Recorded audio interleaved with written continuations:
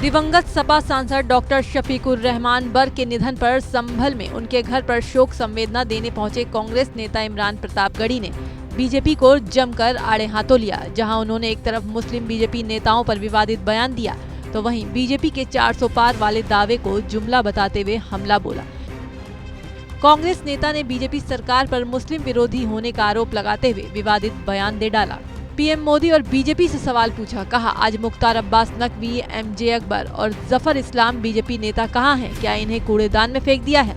मेरा सवाल प्रधानमंत्री से सीधे सीधे ये है कि मुख्तार अब्बास नकवी, जफर इस्लाम, एमजे अकबर जो राज्यसभा में थे वो कहाँ हैं?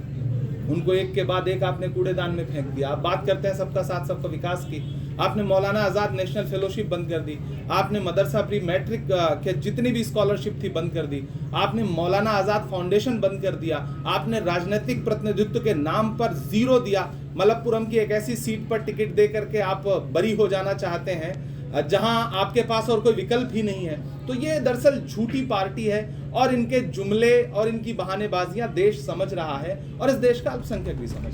वहीं यूपी में 13,000 मदरसों को बंद करने पर भी इमरान प्रतापगढ़ी ने बीजेपी पर तंज कसा। कहा ये तो बस बीजेपी का चुनावी स्टंट है, पहले भी ऐसा किया गया पर कुछ नहीं हुआ। गृह मंत्रालय न जाने कितनी बार इस तरह की जांच करवा चुका है इस तरह के कितने इससे पहले एसआईटी गठित हो चुके हैं। ये चुनावी स्टंट है, इससे ज्यादा कुछ भी नहीं। इसी के साथ इमरान प्रतापगढ़ी ने प्रधानमंत्री मोदी द्वारा 140 करोड़ लोगों के परिवार वाले नारे पर भी कटाक्ष किया। कहा क्या मोदी परिवार में किसान आते हैं या नहीं? अगर आते हैं तो 700 किसान शहीद हो चुके हैं, उनके घर कब जा रहे हैं? भारतीय जनता पार्टी की सरकार 700 किसानों की शहादत की जिम्मेदार है। पिछले वर्ष जब सिंगू बॉर्डर पे किसान जो है वो प्रोटेस्ट कर रहे थे, आज प्रधानमंत्री जी एक कैंपेन चला रहे हैं कि 140 करोड़ का परिवार है मेरा। तो मैं प्रधानमंत्री जी से पूछना चाहता हूं कि उस परिवार में किसान आते हैं या नहीं? अगर आते हैं तो जो 700 किसान शहीद हुए हैं उनके घर आप कब जा रहे हैं? उस 140 करोड़ के परिवार में कठुआ, हाथरस, उन्नाव, सोनभद्र की बेटियां आती हैं या नहीं? अगर आ रही हैं तो फिर आप अपराधियों के साथ क्यों खड़े हैं? आप ओलंपिक पदक लाने वाली बेटियों के साथ क्यों नहीं खड़े हैं? क्या वो आपके 140 करोड़ परिवार का हिस्सा नहीं है? अगर हैं तो वो अपना मेडल, ओलंपिक मेडल ले जाके आपकी चौखट पर रख रही हैं और आप अपना दरवाजा तक नहीं खोल रहे हैं। जंतर मंतर पर उनको घसीटा जा रहा है। इससे जाहिर होता है कि प्रधानमंत्री जी के 140 करोड़ के परिवार में न किसान आते हैं, न महिलाएं आती हैं, न इस देश का युवा आता है जिसको नौकरी के नाम पर लाठियां दी जा रही है, चाहे वो लखनऊ हो चाहे इलाहाबाद हो, हर जगह पर्चा लीक हो रहा है। प्रधानमंत्री जी के 140 करोड़ परिवार में न गरीब आते हैं, सिर्फ चंद उद्योगपति दोस्त आते हैं। इन दिनों देश में सीएए को लेकर चर्चा जोरों पर है। कहा तो ये भी जा रहा है कि चुनाव से पहले ही इसको लेकर अधिसूचना जारी हो जाएगी। इस पर कांग्रेस नेता प्रतापगढ़ी ने कहा ये सिर्फ ध्यान भटकाने के सिवा कुछ नहीं है। मुद्दों से बचना चाहती है बीजेपी, इसीलिए सीएए की चर्चा कर रही है।